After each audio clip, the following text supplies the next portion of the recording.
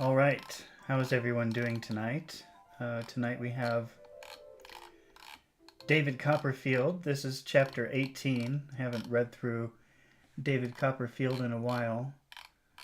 Oh, something appears to be wrong. Let me see if I can fix whatever is going on here. Every time I start a new video, there's always a problem. I don't know why it always happens, but it does. Let's see. You see this is very blurry. Let me see if I can switch over. Okay, that's better. All right. So, chapter 18. It's been a while since I've read from this book, so I actually don't remember.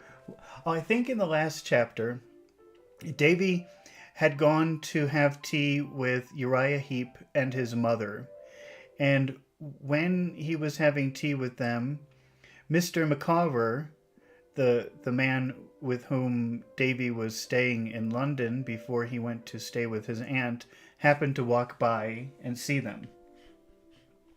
And as usual, the Micawbers left town very quickly, because they always owe money to people. They're always in trouble with money. And I think that was the end of the final chapter. Now, chapter 18 is called A Retrospect. So that word, oh, by the way, this is not a typical reading. We're not just reading through without stopping. We're stopping, we're looking at interesting vocabulary, we're talking about interesting phrases that maybe you don't know. So this is a good way, if you're an advanced learner of English, to improve your vocabulary or your understanding of phrases. And if you're watching this live with me, then I encourage you to make questions in the comments, and I'll stop and answer them. That's what makes this interesting. But if you don't make questions or comments, I'll just stop when I think there's an interesting word for you, or a phrase, or to explain something that sounds confusing. All right, but definitely ask questions if you're watching with me. So a retrospect is looking back at the past. And that is the title of chapter 18, A Retrospect. So we can expect that in this chapter, Davy is going to review the things that have happened to him. Or something like that. We'll find out. Let's find out now. I'll shut up and start reading. My school days, the silent gliding on the silent gliding on of my existence. To glide on means moving without any friction. So if something's gliding, it's moving very fast because there's nothing preventing it from moving. It just goes. So gliding on means continuing without any interruption or any obstacle.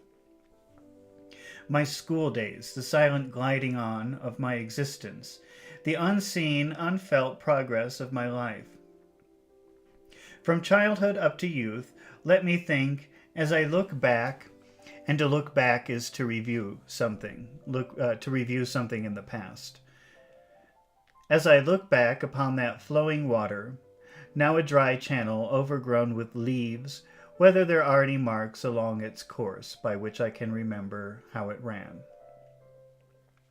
Well, so he's just saying in a very fancy way that he's going to look back at the highlights of his life, the big points and the small points, or big points, bad or good.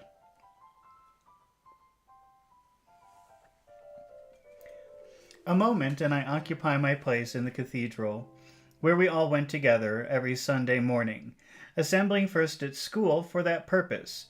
The earthy smell, the sunless air, the sensation of the world being shut out. The world being shut out means not having contact with the world, being isolated. So when he's in this place, he's not aware of the outside world. The resounding of the organ through the black and white arched galleries and aisles are wings that take me back and hold me hovering above those days in a half-sleeping and half-waking dream. I am not the last boy in the school. I have risen in a few months. When he says I'm not the last boy in the school, I have risen in a few months, what he means is, I think, we'll see in a minute, but I think what he means is I'm not the dumbest. I'm not the person with the lowest scores or the lowest regard. I have risen in a few months, over several heads. But the first boy seems to be a mighty creature, and that word mighty means strong. And creature means animal. So that boy seems to me a mighty creature, a strong animal, a strong person. Dwelling afar off, whose giddy height is unattainable. Agnes says, no, but I say yes. And tell her that she little thinks that what stores of knowledge have been mastered by the wonderful being. So Davy really admires the top boy in the school, but his friend Agnes says, oh, that's not, you think too much of him. And he disagrees with her.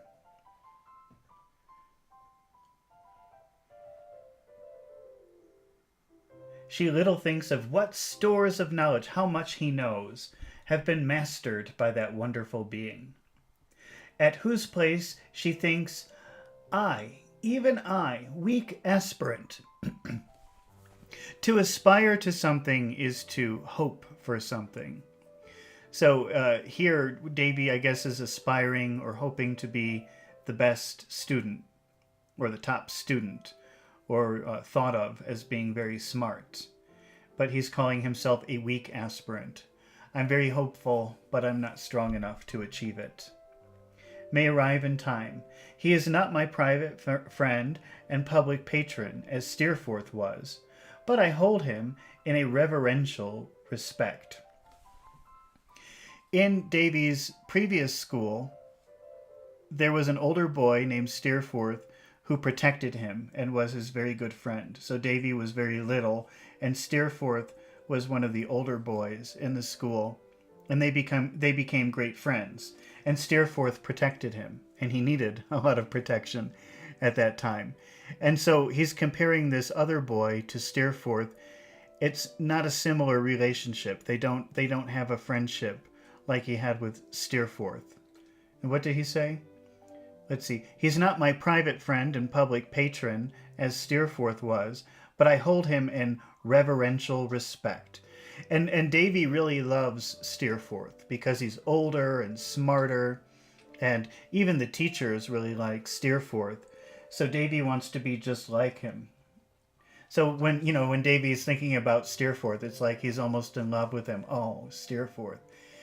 And he's saying, in this situation, this top student, he is the top student. We don't have that same relationship. We're not really friends, but I still admire him very much. I still feel that same way about him that I felt about Steerforth. I chiefly wonder what he'll be when he leaves Dr. Strong's, and what mankind will do to maintain any place against him. But who is this that breaks upon me? This is Miss Shepherd, whom I love. Miss Shepherd is a boarder at Mrs. Nettingale's establishment. To board somewhere is to rent a room somewhere. So what he's saying here is that Miss Shepherd is someone who rents a room temporarily at Mrs. Nettingale's establishment. I don't remember those names. I don't know if he's introducing those as new characters, or if he mentioned them before, but I just don't remember because it's been a long time since I've been reading this. I adore Miss Shepherd. I love her. I think she's wonderful. That's what it means. I adore Miss Shepherd. She is a little girl in a spencer, with a round face and curly flaxen hair. The Mrs. Nettingale's young ladies come to the cathedral, too. I cannot look upon my book, for I must look upon Miss Shepherd. So she's a little girl, maybe Davy's age. Davy is about 10. And I guess he really is in love with her. So when they're in church, he can't read the book. He can't look at the book. He's always looking over at her.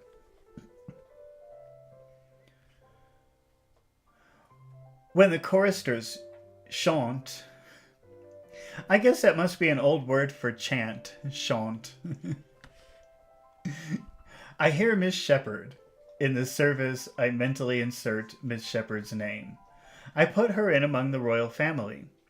At home, in my own room, and I am sometimes moved to cry out, "Oh, Miss Shepherd," in a transport of love.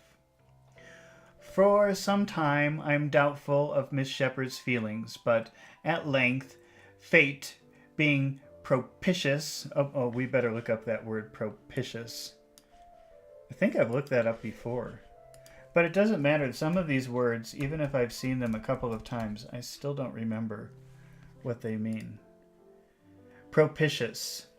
Giving or indicating a good chance of success. Favorable. So let's see how they're using it here. Fate being propitious. So fate, like destiny, what's going to happen. Let's see. We meet at the dancing school. So he's saying, in a very fancy way, he's just saying, if I'm lucky, when I have to go to the dancing school, we'll be put together. I have Miss Shepherd for my partner. I touch Miss Shepherd's glove and feel a thrill go up the right arm of my jacket and come out at my hair. I say nothing to Miss Shepherd, but we understand each other. Miss Shepherd and myself live but to be united. Oh wow, he really likes this girl. Why do I secretly give Miss Shepherd 12 Brazil nuts for a present, I wonder? They're not expressive of affection, but they are difficult to pack into a parcel of any regular shape. They're hard to crack, even in room doors, and they're oily when cracked. Yet I feel they are appropriate to Miss Shepherd. Soft, seedy biscuits. Also, I bestow upon Miss Shepherd. To bestow something is to give something. So it's just another way of saying I give Miss Shepherd. People don't really use that word very much anymore, bestow. I bestow upon Miss Shepherd and oranges innumerable. Once I kiss Miss Shepherd in the cloakroom. Ecstasy. What are my agony and indignation the next day, when I hear a flying rumor that Mrs. Nettingale had stood Miss Shepherd in the stocks for turning her toes. For turning in her toes. I don't really understand what that means, turning in her toes. To be in the stocks, though, I'll show you a picture of that. That's a punishment. I hear a flying rumor that Mrs. Nettingale has stood Miss Shepherd in the stocks. Yeah, okay.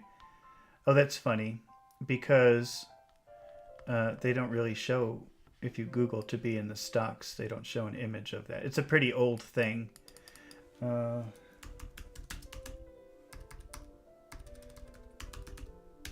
Let me try to find something else here. Although I wonder if it means something else, because I can't imagine that if Miss Nettingale is a teacher, that she would do this to a student. But this is to be in the stocks. Children in the wood. They don't look like children. Okay.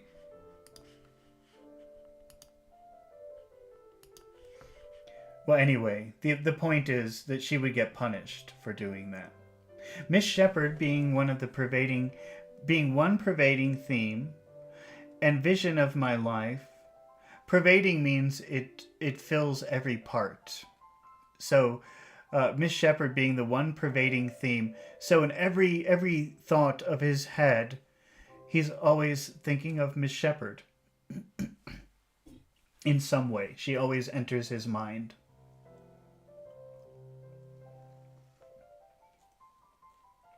How do I ever come to break with her? I can't conceive. And yet a coolness grows between Miss Shepherd and myself. Whispers reach me of Miss Shepherd having said she wished I wouldn't stare so.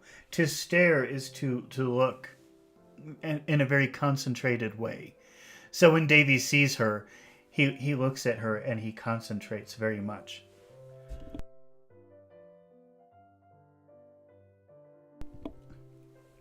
And she wishes that he wouldn't do that. And having avowed preference for Master Jones. To avow something is to promise. So she says, I wish Davy wouldn't look at me so much. I like Master Jones. For Jones, a boy of no merit whatever, the gulf between me and Miss Shepherd widens. At last, one day, I meet the Mrs. Nightingale's establishment out walking. Miss Shepherd makes a face as she goes by and laughs to her companion. All is over, the devotion of a life. It seems a life. It is all the same. It is an end. Miss Shepherd comes out of the morning service, and the royal family know her no more. I am higher in this school, and no one breaks my peace. I am not at all polite now to the Mrs. Nightingale's young ladies, and shouldn't dote on them, on any of them. To dote on something is to say, oh, I love you so much. So he's saying now he never thinks about Mrs. Nightingale's girls anymore. And he says it's a bad idea to try to treat them with any kind of kindness because they're mean to him. If they were twice as many and 20 times as beautiful, I think the dancing school a tiresome affair. Tiresome means boring. Makes me tired. And wonder why the girls can't dance by themselves and leave us alone. I'm growing great in Latin verses and neglect the laces of my boots. Dr. Strong refers to me in public as a promising young scholar. Mr. Dick is wild with joy, and my aunt remits me a guinea by the next post. That means my aunt sends me a little bit of money. A guinea is really old money. Doesn't exist. I don't think it exists anymore. The shade of a young butcher rises like the apparition of an armed head in Macbeth. Who is this young butcher? He is the terror of the youth of Canterbury. There's a vague belief abroad that the beef suet with which he anoints his hair gives him an unnatural strength. So beef suet, that's beef fat, that's the fat of the cow. And he's the butcher, so that's his job. The young butcher, he cuts the animals to sell to people. But I guess he also puts the fat in his hair to style it. He anoints. Anointing something is applying oil to it. But I think it's for usually religious purposes. But they're saying anoint here anyway. But let me just check. Anoint.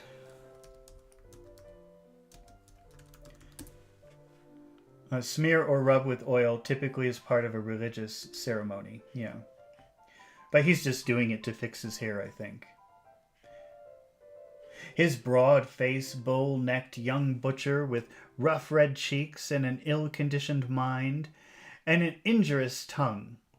His main use of his tongue is to disparage Dr. Strong's young gentleman. To disparage something is to insult something. So he's usually insulting Dr. Strong's students.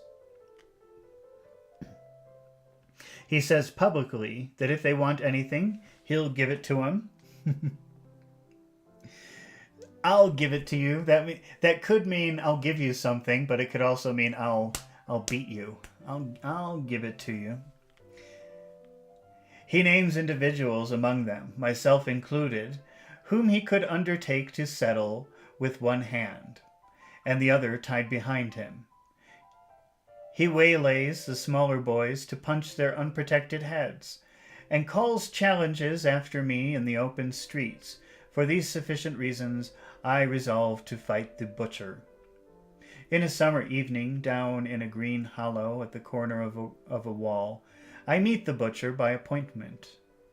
So the butcher is always threatening the boys, and Davy says, okay, I'll fight you, and they make a plan to meet one day to have a fight.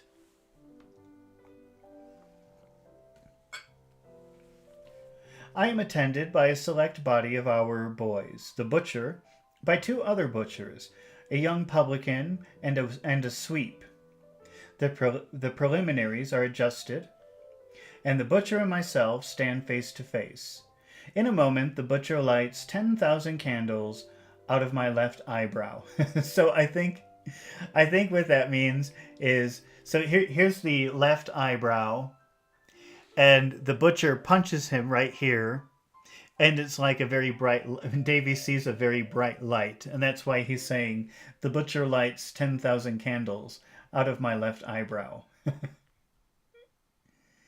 In another moment, I don't know where the wall is, or where I am, or where anybody is.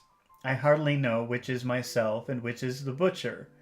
We're always in such a tangle and tussle, knocking about upon the trodden grass. Sometimes I see the butcher bloody but confident. Sometimes I see nothing. I sit gasping on my second's knee. Gasping is when you take in a lot of air at once. That's gasping for air. I see nothing and sit gasping. So Davy's really getting beaten, and he doesn't even see anything. He's just gasping for air. Sometimes I go in at the butcher madly, and cut my knuckles open against his face, without appearing to discompose him at all. So sometimes he just goes into the... Did I read that right? I just want to make sure.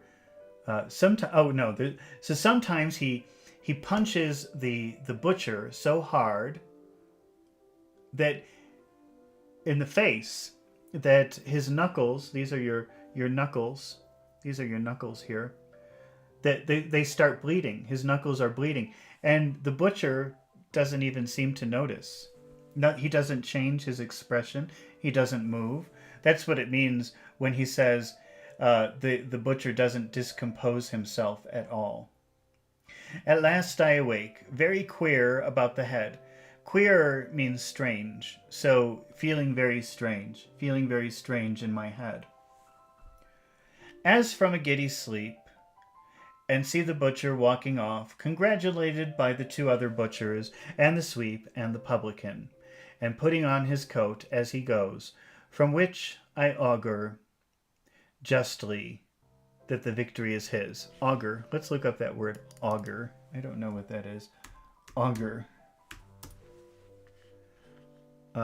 Portend a good or bad outcome. Okay, so let's see. How is that being used? From which I augur justly. So from which I make the decision that he won is pretty much. Nobody uses that word. Don't worry about learning it or using it somewhere. Nobody will know what you're talking about. I am taken home in a sad plight, and I have beefsteaks put to my eyes, and am rubbed with vinegar and brandy, and find a great puffy place bursting out of my upper lip, which swells immoderately. Swell, that word swell, that's when something becomes bigger. So if there's a lot of rain, the river swells, the river becomes bigger. But if you're in a fight and you get hit, then certain parts of your face might swell. They might become bigger. That's swelling. And if it swells immoderately, moderate means not too big, not too small.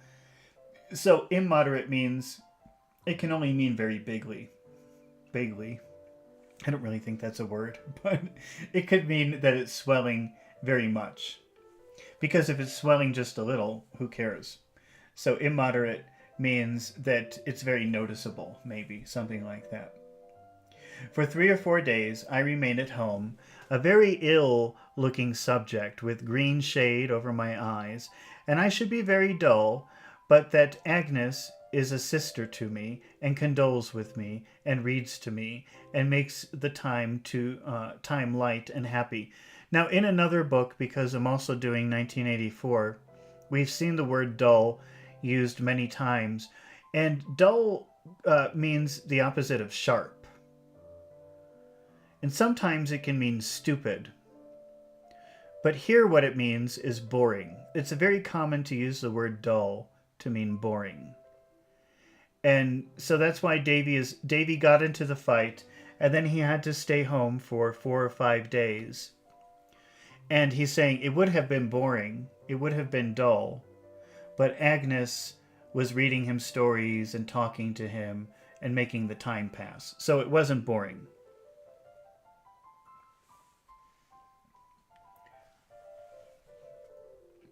Agnes has my confidence completely, always. Confidence could mean trust. So I think the way that he's using it here, it means I trust her 100%.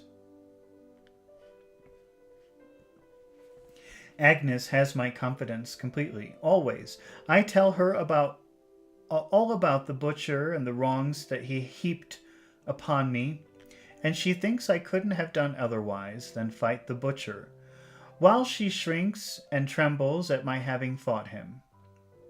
Time has stolen on unobserved, for Adams is not the head boy in the days that are come now, nor has he been this many and many a day. Adams has left the school so long that when he comes back on a visit to Dr. Strong, there are not many there besides myself who know him. Adams is going to be called to the bar almost directly. That means that he's on his way to becoming a lawyer. But that's strange because unless they have boys of different ages, because Davy's only about 10 or 11, unless some years have passed and we didn't know it. But, that's something for an adult. Adams is going to be called to the bar almost directly and is to be an advocate, which is a type of lawyer, and to wear a wig. In England, they wear the wigs when they're in court. I'm surprised to find him a meeker man than I had thought. Meek means like shy or gentle, shy, something like that. So he's much gentler or shyer than I had thought, and less imposing in appearance. He has not staggered the world yet, either, for it goes on, as well as I can make out, pretty much the same as if he had never joined it. A blank through which the warriors of poetry and history march on in stately hosts that seem to have no end. And what comes next? I am the head boy now. I look down on the line of boys below me with a condescending interest in such of them as bring to mind the boy I was myself when I first came there. That little fellow seems to be no part of me. I remember him as something left behind on the road of life, as something I have passed rather than have actually been, and almost think of him as someone else. So now Davy is the top boy at the school, and when he sees these other boys below him, he remembers all the different things that happened to him, but they seem so far away that it doesn't even seem like he lived through it. It seems like those other boys remind him of himself when he was younger, but it's like he forgot the experience, like it was a different boy who lived through all those horrible things when he was younger. And the little girl I saw on that first day at Mr. Wickfield's, where is she? Gone also, in her stead, in her place, that means in her place, the perfect likeness of the picture. When Davy first arrived at Mr. Wickfield's, in the front room, in the parlor, where they brought him, and he had to sit and wait, there was the painting of a beautiful woman on the wall. And so he was just sitting in that room alone, looking at that painting, admiring it. And then when Agnes came in, he realized that must be her mother because they look very similar. Agnes was a little girl at the time, maybe 10. But he could see the similarity between the painting and the little girl. And now he's referring to that picture again. So let's go back and read that beginning of that paragraph again. It says, "And the little girl I saw on the first day at Mr. Wickfield's, where is she? Gone also. In her stead, in her place." So that girl is gone. Agnes is gone. "The perfect likeness of the picture." So the perfect likeness, that means a likeness means two things that look similar, or two things that are similar. And so he's saying now that she's older, now that she's 18, I don't know how old they are, but I guess this is many years later. Agnes now looks exactly like the picture of her mother that he saw. "A childlikeness, no more, moves about the house, and Agnes, my sweet sister, as I call her in my thoughts, my counselor and friend, the better angel of the lives of all who come within her calm, good, self-denying influence, is quite a woman." So this must be years later, at least 18 years old.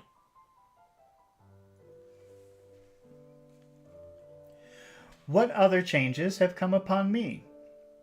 Besides the changes in my growth and looks, and in the knowledge I have garnered all this while, I wear a gold watch and chain, a ring upon my little finger, and a long-tailed coat, and I use a great deal of bear's grease, which, taken in conjunction with the ring, looks bad. Am I in love again? I am. I worship the eldest Miss Larkins. The eldest Miss Larkins is not a little girl. She is tall, dark, black-eyed, fine figure of a woman. The eldest Miss Larkins is not a chicken, for the youngest Miss Larkins is not that. And the eldest must be 3 or 4 years older.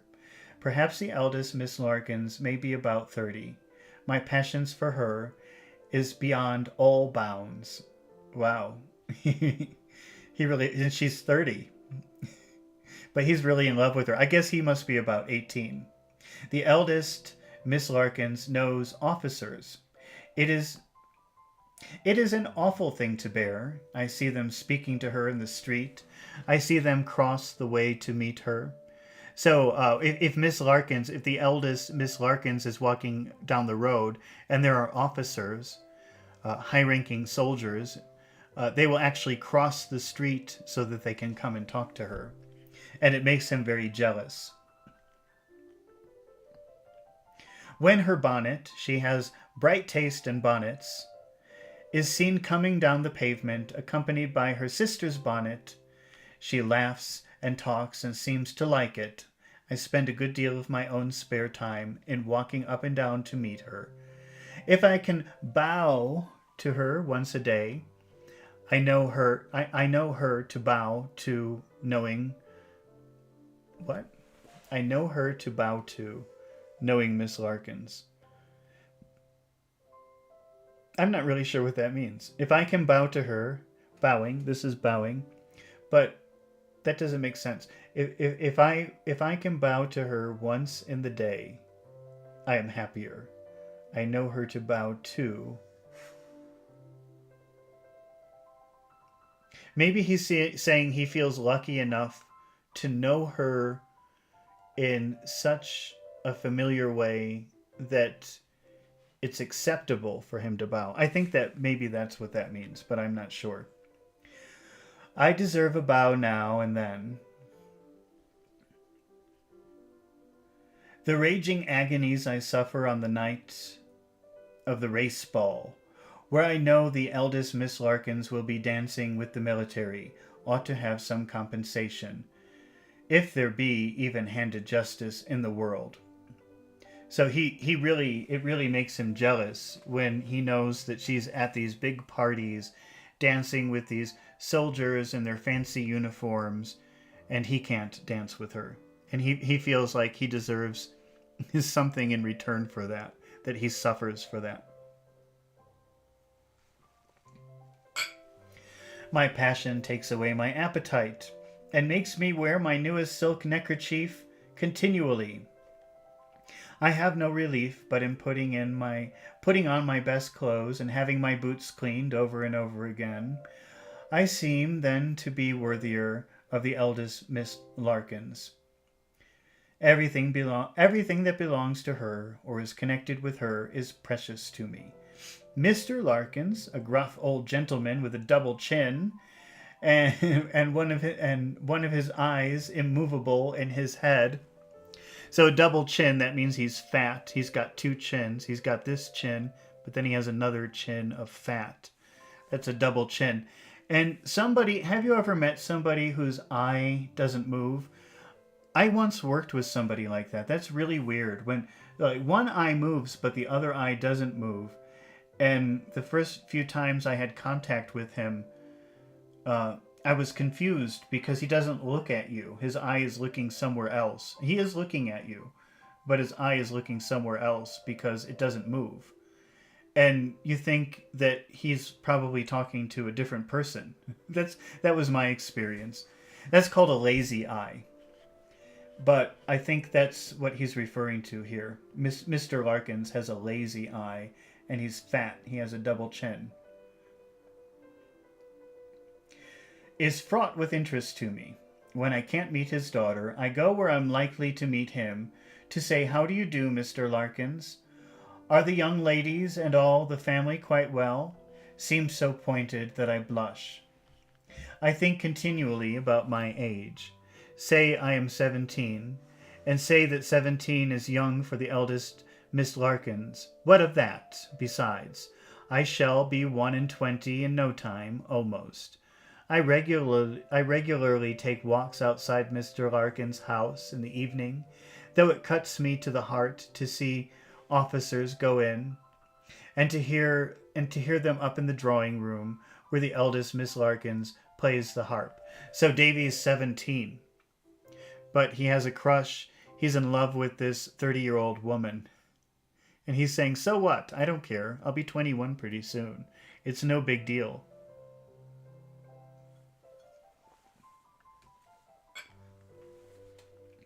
I even walk on 2 or 3 occasions in a sickly, spoony manner round and round the house after the family are gone to bed, wondering which is the eldest Miss Larkins' chamber. Chamber is room.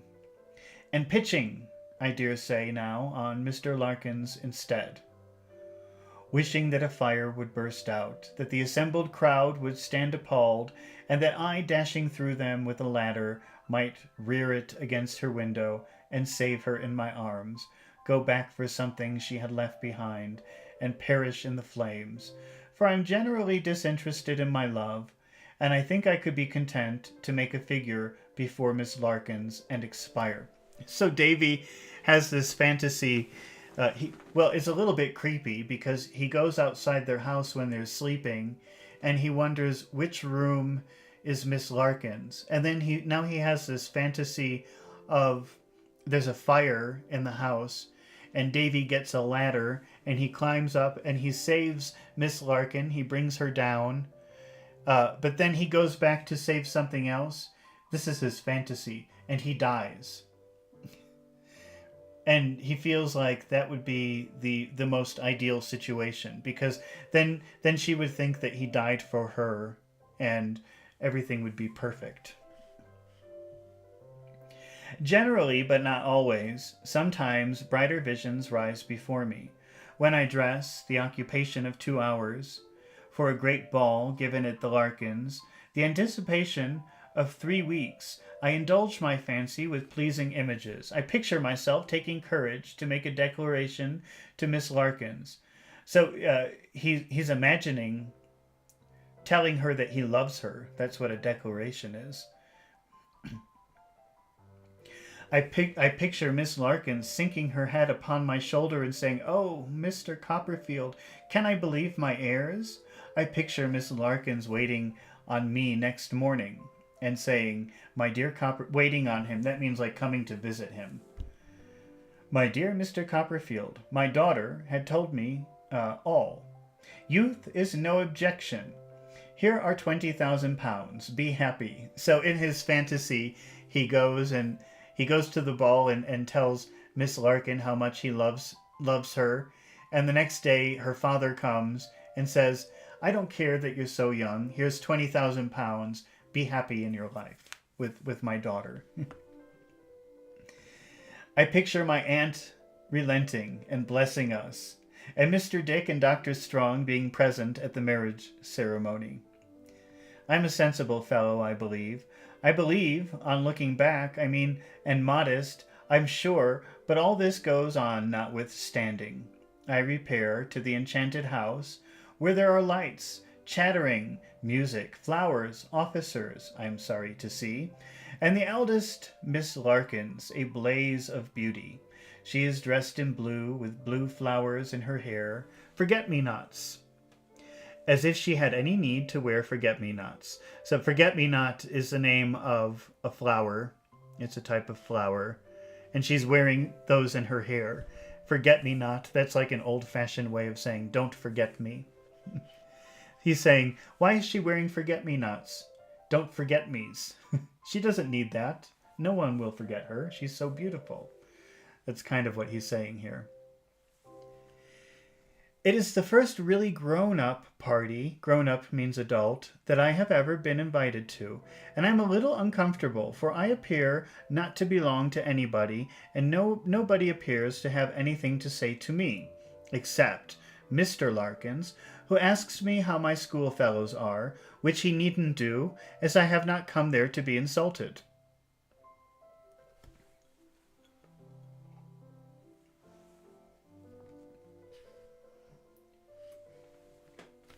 But after I have stood in the doorway for some time and feasted my eyes upon the goddess of my heart, there's an expression, feast your eyes. You know, a feast is like a big table full of delicious food. And when you tell someone, feast your eyes, that means look, have a feast with your eyes. Eat all of this deliciousness with your eyes. So when you feast your eyes on something, it means you're really enjoying looking at something. And that's why he says, when I feast my eyes on Miss Larkins. It's like eating delicious food, but with your eyes when he sees her.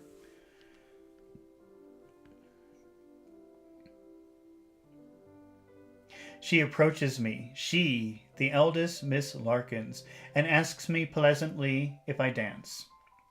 I stammer with a bow. Stammer is like this.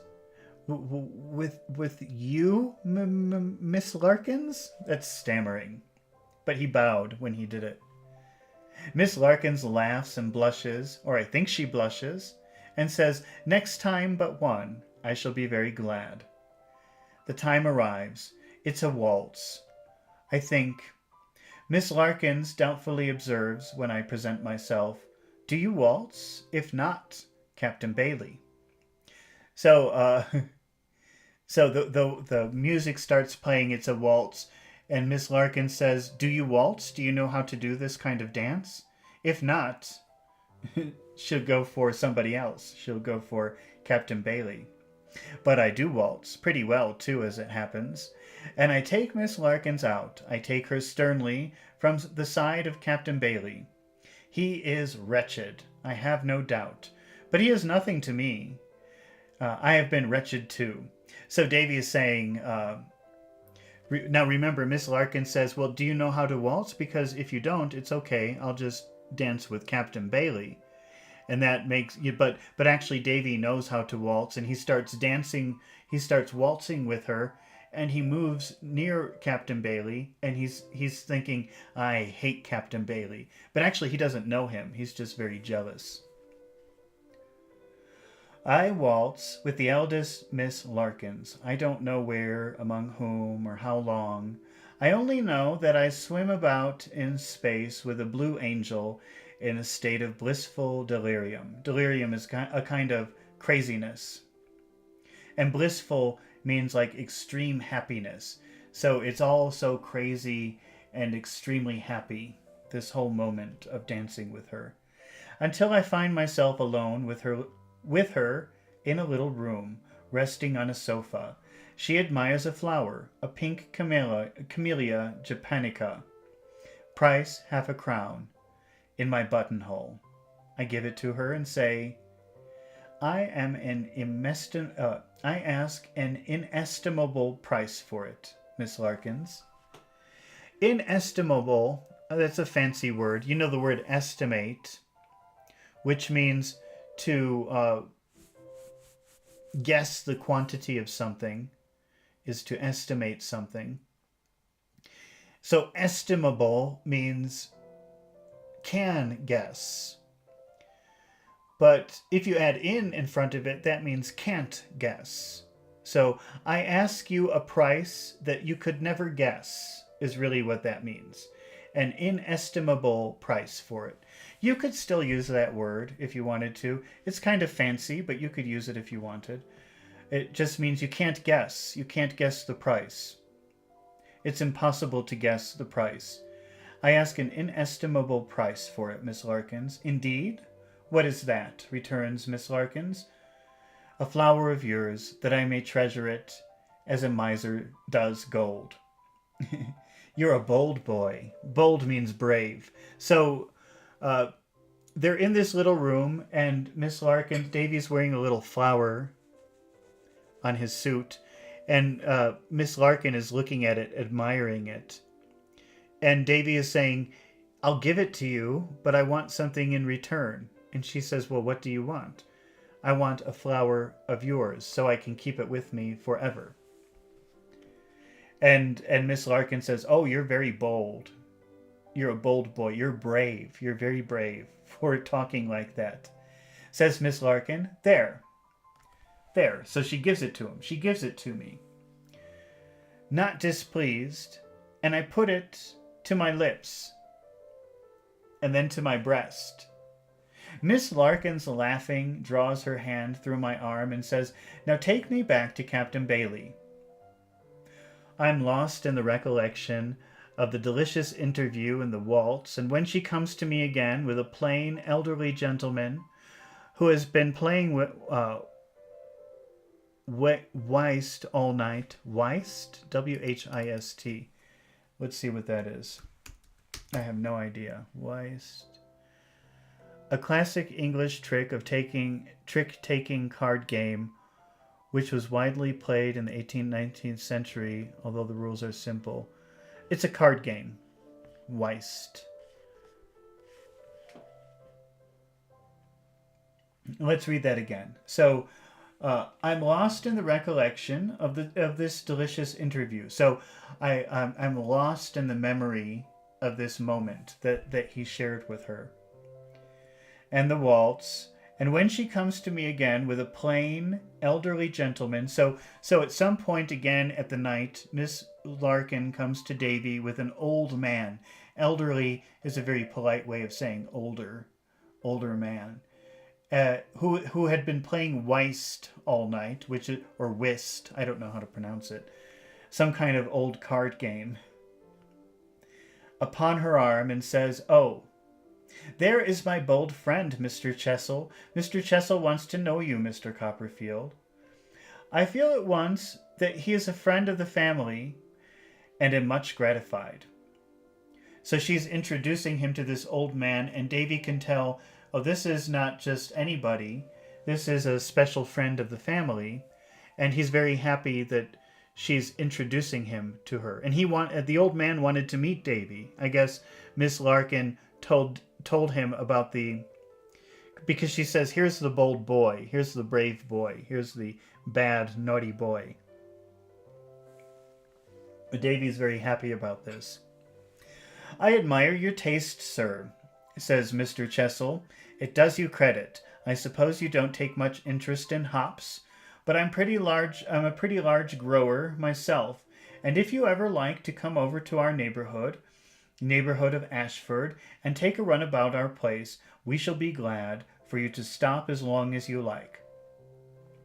So the old man is saying, I agree with your taste, meaning he understands that Davy really loves Miss Larkin, and he's saying, oh, you know how to pick the right girl. I agree with you. She's wonderful. And then he invites him to his house. Like, if you ever want to come and visit my house, you're welcome to come. And he owns fields of hops. Hops is a type of plant that's used in the brewing of beer.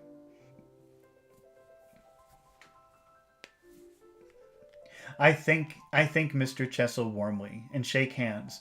I think I'm happy. I'm in a happy dream. I waltz with the eldest Miss Larkin once again. She says I waltz so well. I go home in a state of unspeakable bliss. So remember, bliss is extreme happiness.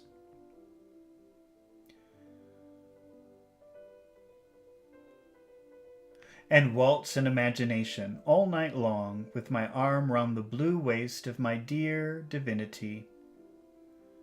For some day afterwards, I'm almost lost in rapturous reflections, but I neither see her in the street nor when I call.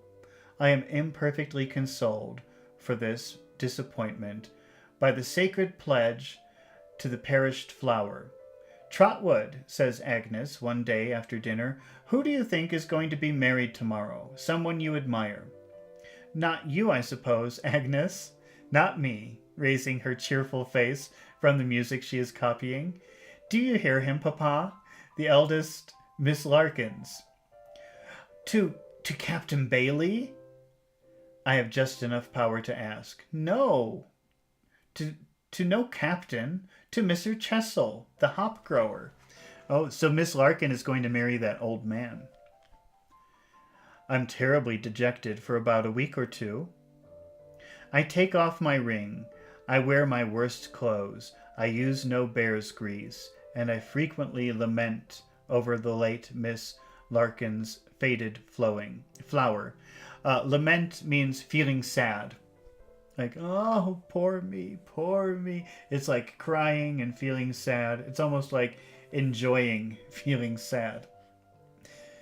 So I frequently lament the late Miss Larkin's faded flower. So he holds the flower that she gave him, and he cries and feels bad for himself, thinking that she's going to marry that old man.